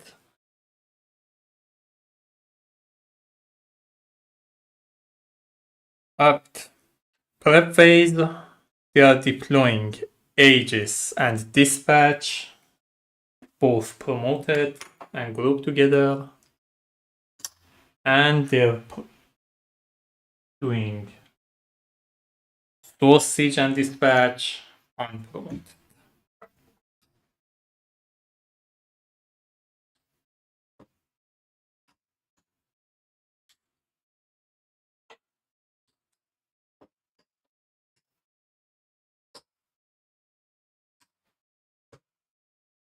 So Source Siege has air defense, 3 range, and transport. The transport means it has to be grouped with something. Aegis and it's promoted like it gets assault, which means when it attacks fire, it first takes the bottom upgrade out, then attacks. It goes Aegis first, then Source Siege. We also have the Architect, which has the Builder ability. The Builder ability is again a little different for AI than it is for player. Before or after this unit's movement, if it's adjacent to a source spell, its faction construct a dispatch platform on that source spell. If this unit is on its basic site, return it to its barrack. If it's on promoted site, flip it to the basic site. So I don't want to defeat this thing before Architect gets here. Although I can defeat it, immediately build something on it. I have to get a situation. So if I build something on it and they immediately destroy it, I don't see the point of it. I have to see how it turns out with their movement, then I decide. Alright. I have 10 CP plus 3. Worked out nice. I definitely want to deploy Jaylana. So she comes with 5 health, 2 attack, 2 movement. It has 1 Elfin, flying, and 2 roost.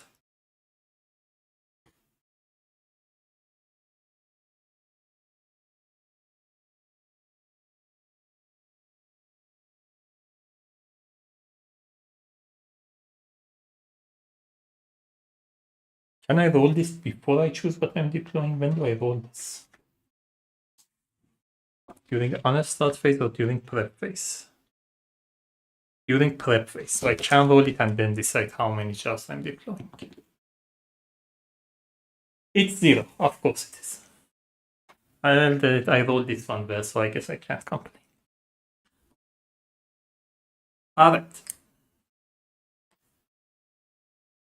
Oh, I haven't done my build. I definitely want to add the fortification here back. That's 4 of my resource. I want to add another attack here. So that's another 3.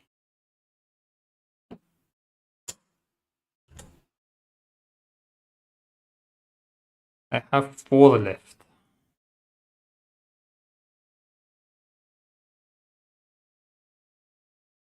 I want to get to Heirs at some point. I think for that I will have time. I think I'm gonna hold on to this. If I get a chance to build a spire here, I want to have some source to build it immediately when I need to. So I'm keeping that for.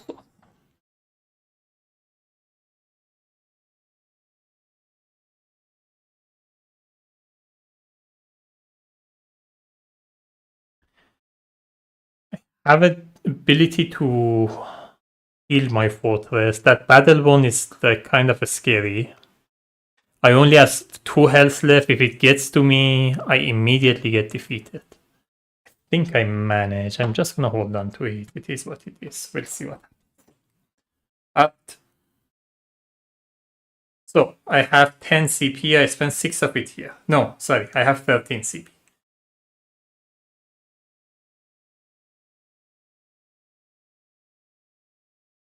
Can deploy a Hummingbird. If I do that, I have to immediately deal with whatever comes here, though.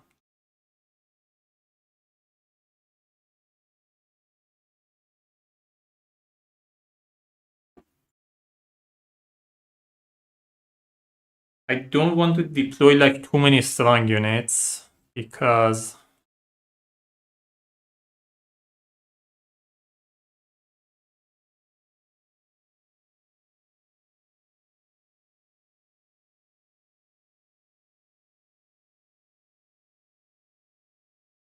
if they get to the fortress and defeat it, the scenario ends before I can do what I'm planning to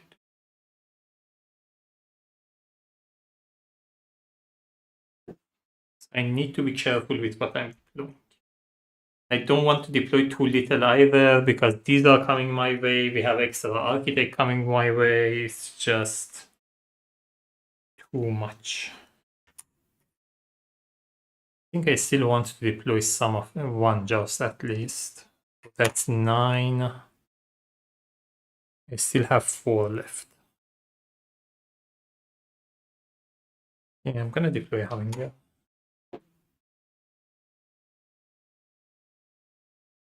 The problem is if I'm deploying a Hummingbird, those are coming my way still.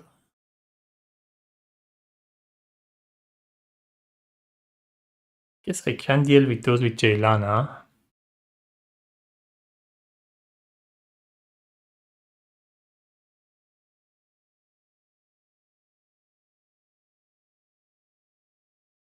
Jailana is flying, which means if I can't block anything here, they come on my way in turn 2 and I already get defeated.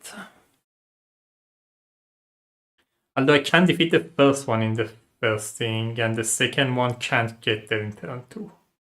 Yeah, I think I should be fine. Alright. Then I go with this. So a Hummingbird, a Joust.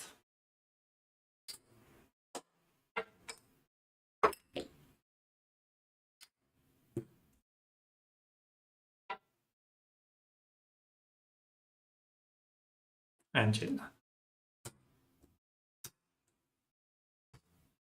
Alright, this one gets an Elfankazi. Oh, if I defeat something with this one, only one of them can get an Elfankazi.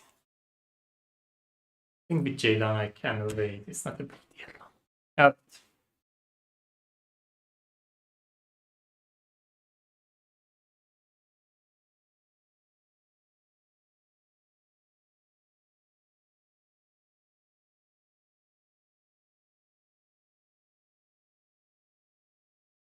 I don't see the point of Hummingbird. Let me just deploy a Joust and a Harrier. can become a problem and I defeat the fortress. I have to be careful. But I still think it makes sense to do that. So I'm gonna deploy Joust, another Joust, and a Harrier. That's 7 plus 6, that's 13.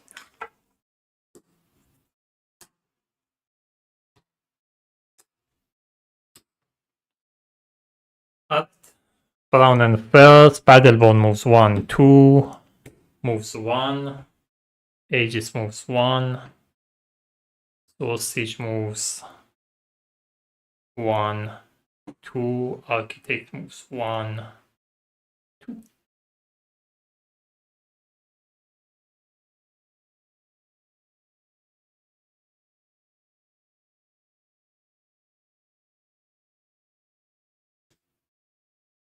They couldn't attack the Darb because Darb is flying. Joust moves 1, 2, 1, 2, 1, 2, and 1. I'm attacking the Battleborn with Darb. It does 1 damage. Battleborn retaliates for 2. I'm attacking it with Jaylana for 2. Battleborn is defeated. I get 2 swords. And Jaylana can get an upgrade. I'm going to give her an attack upgrade.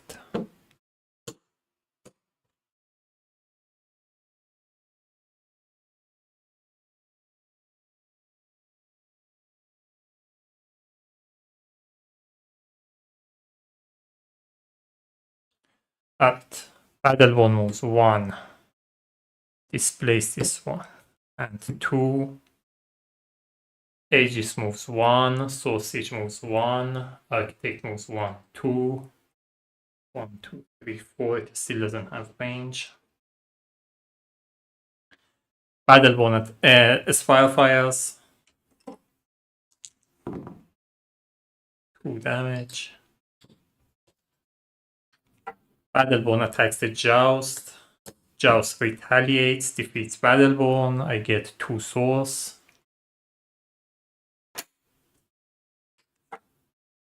And I can promote the Joust.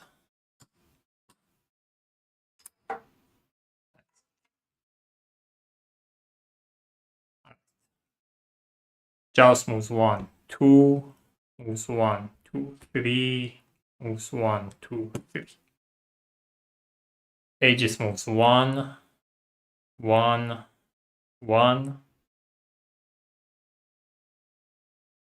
Aspire fires, no Aspire has range. That's it. Back to my turn. With Elfen Kazi, I'm moving 1, 2, 3. I have lost 3. I'm gonna blow up here. Do 2 damage to everybody. This is defeated. So 2 of my Elfen Kazi are out of the game, but one of the objective is fulfilled. I get 3 souls for defeating the Lance Launch.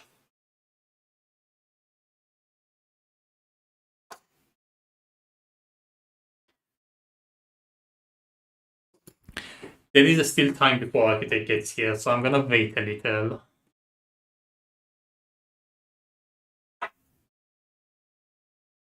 So Joust moves 1, 2, 1, 2, 3, 1.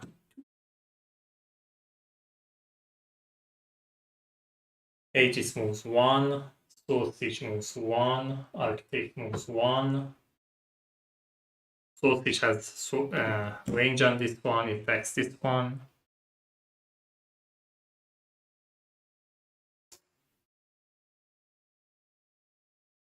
Joust moves 1, 2.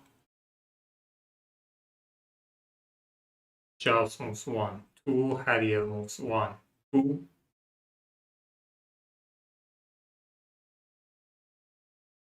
Aegis moves 1, Sausage moves 1, Architect moves 1. Sausage can attack the Joust, this Joust, Harrier, or my Spire. It can't attack, it can't defeat anybody, but it can damage. Oh, wait. This is only one attack. It couldn't have taken out the fortification with one attack. So it couldn't have mattered. Since it can't damage the spire, it would attack one of my units. I'm gonna let it attack the Joust.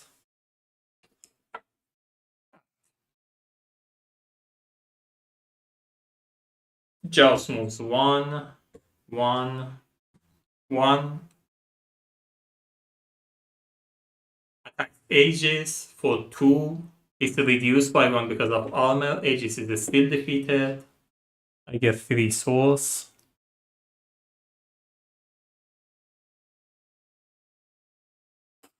And dispatch comes. And I can promote the Joust, which means he gets 1. But none of these can move. My spire can fire though, it's attacking the dispatch.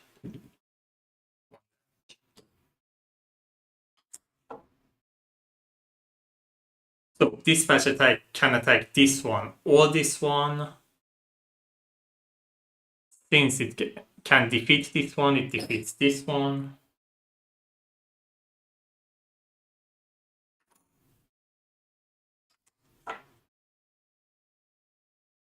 Sausage cannot damage this one, so it can attack either this one or this one. I'm gonna let it attack that.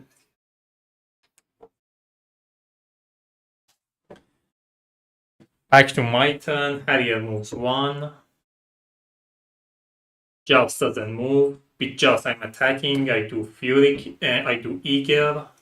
Then I do Fury Kick. Do 2 damage to everybody. When you do Fury Kick, only the one that you replace attacks you. So only this one retaliates. This one is defeated. It does not retaliate. I get 2 souls.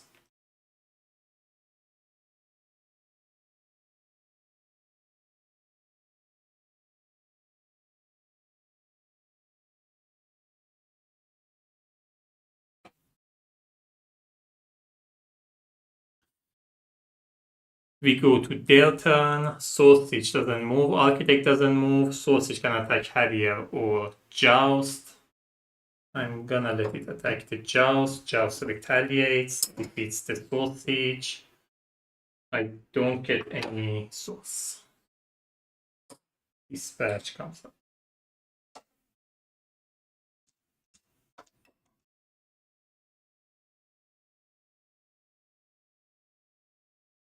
Before my turn, I'm going to spend.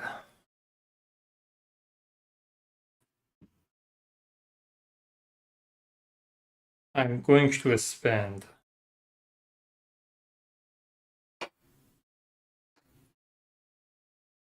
4 souls to build a minaret here.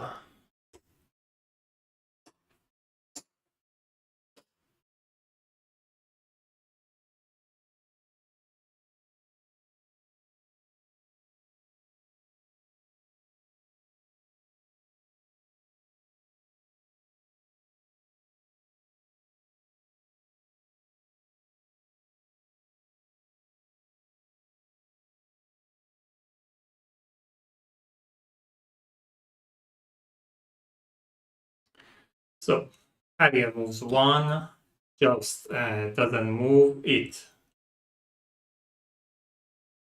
Now it attacks, displays this one, does Fury Kick, does 2 damage to this one, 2 damage to this one.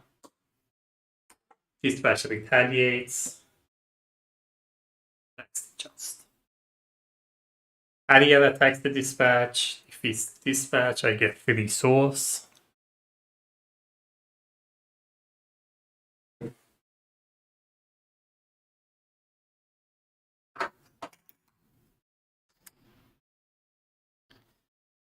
And that's it.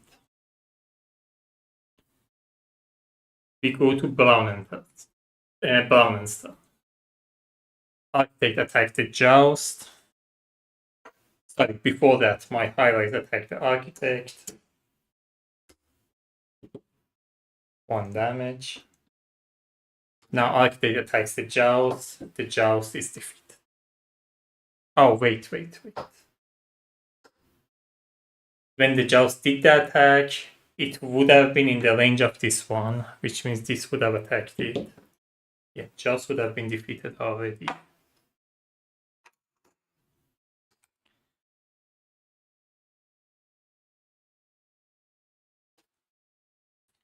Which means Architect would have moved 1, 2, then this would have attacked it. Now it attacks Harrier. Harrier retaliates and defeats it.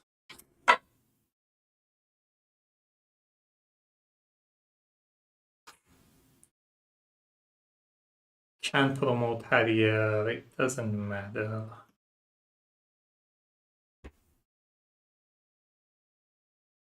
If I could do 1 damage to the gate, it would have been perfect.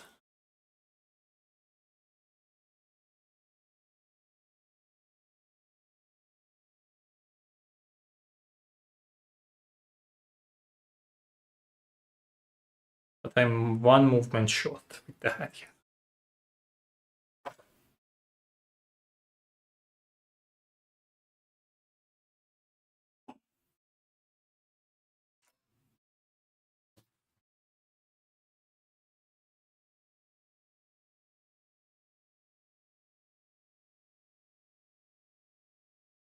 Yeah, I should have put the Lance Launcher on the other side. Harrier moves 1, 2, 3, 4. Aspire fires. 1 damage. Harrier is defeated. The question is, do I want to put the...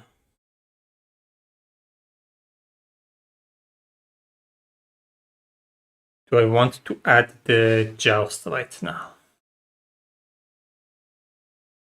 I think I do. It can still work. Yeah, I'm gonna spend 2 souls. Deploy Joust here from my reserve. Joust moves 1, 2. Oh, it's in the range of this one.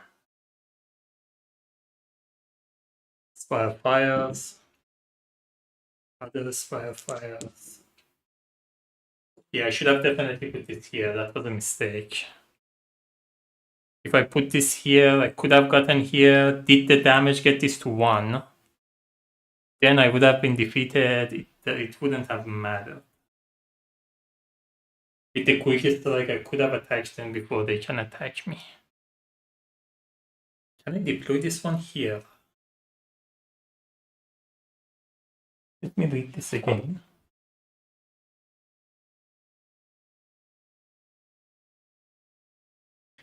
Closest passes to your marks that is adjacent to an Heirs fire. So I have to put it here.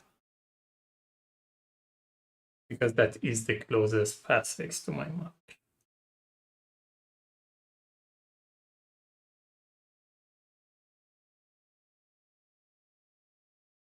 So yeah, when I moved, it would have been defeated. If I put the Lance Launcher here, it could have worked out, but it is what it is. I may still be able to pull it off. I'll see.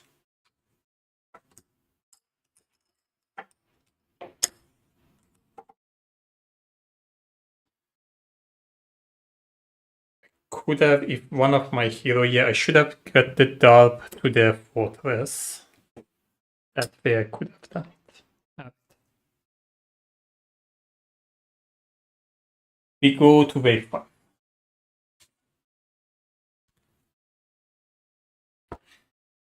Trigger the Siege Storm roll, the event die, the event die won't matter either, so 2, trigger Siege Storm again, doesn't matter. And I gain 5 souls, so I go to 19. Market phase as normal.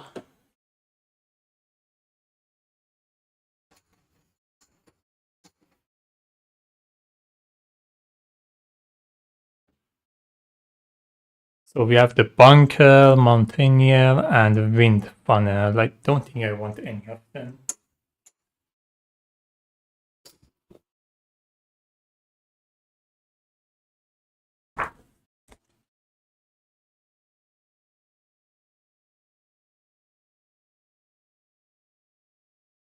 Build phase, Brown and purchased a stronghold 3 gated spikes.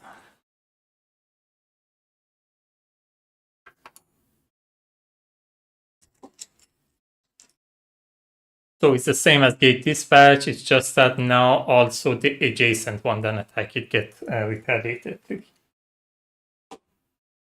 So what am I doing? I definitely need the airstrip. So I'm gonna go get the both level up airstrip. Where is it? Here. So the first level lets you deploy one of your flying units to a hex adjacent to a what is it called? Airspire. That is glide. The other one is air current transport. Air as their movement when deploying ungrouped flying units may deploy to a hex to any adjacent airspire. So instead of deploying from here, I can deploy from any adjacent airspire. Oh, by the way, I defeated one of their thing here. I should have added an architect.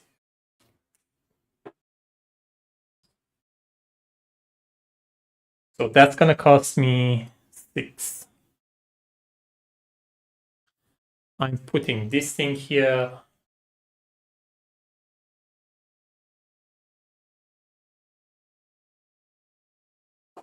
And I'm spending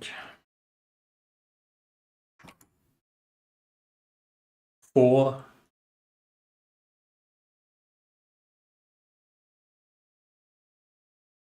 to build a regal lookout.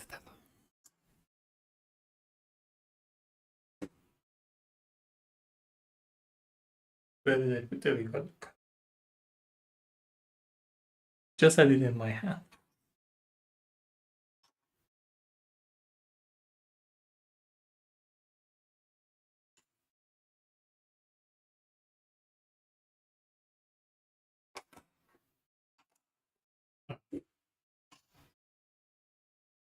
All right.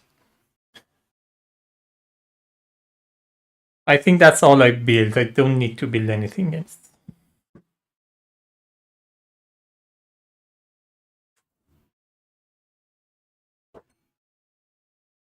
So they're deploying Aegis and 2 dispatch group together, all promote.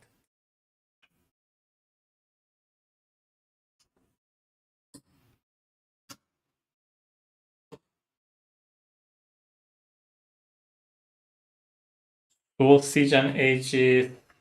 So Siege not promoted, Aegis is.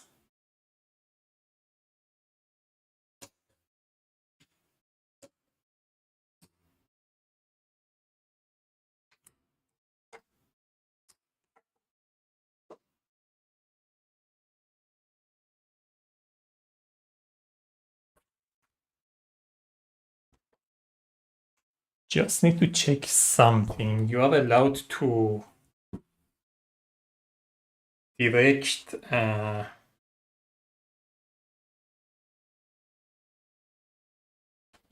attack to your fortress, to your unit that are deploying in the fortress.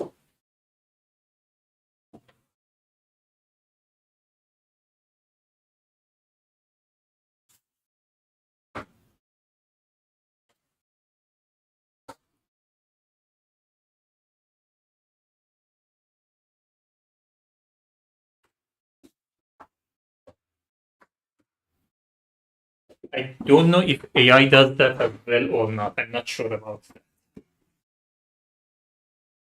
I have to check it.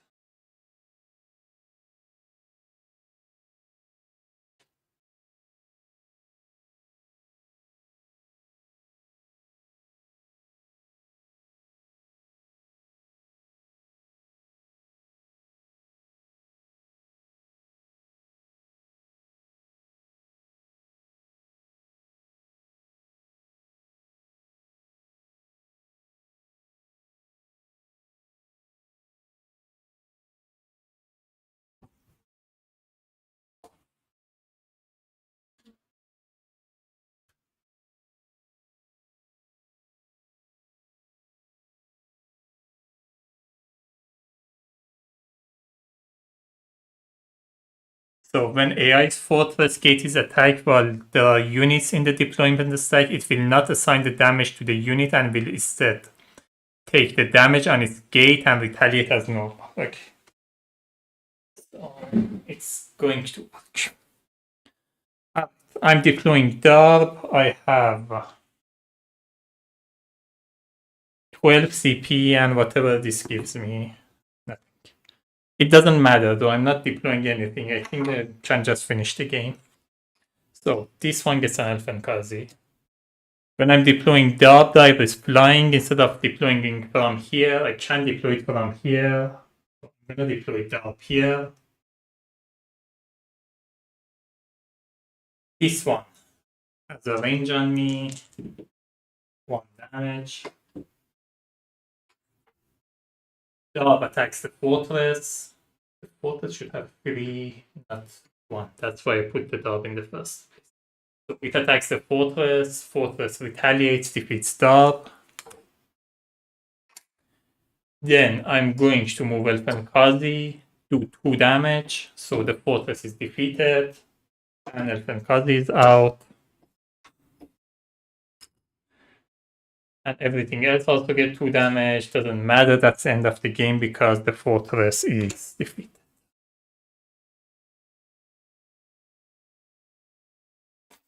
Alright. So that was it. The fortress is defeated. That means that's the end of the scenario. We don't need to carry out the rest. We have 4 Aspire on 4 Isle. This still counts as an Isle because it's on top of that. So we do have 4 Aspire on all the 4 Isles. We did manage to defeat 2 of the Aspire with Elfen Kazi, and we did manage to defeat the Fortress Gate with this Elfen Kazi. So that's 3 renown. And that's the end of the scenario. Nice. So that's it. I hope you enjoyed it. If you have any comment or question, let me know. I try to get back to you as soon as I can. I hope that the explanation was clear enough. And again, if you have any question for that, let me know. I try to get back to you. Thanks for watching, and until next time, happy gaming.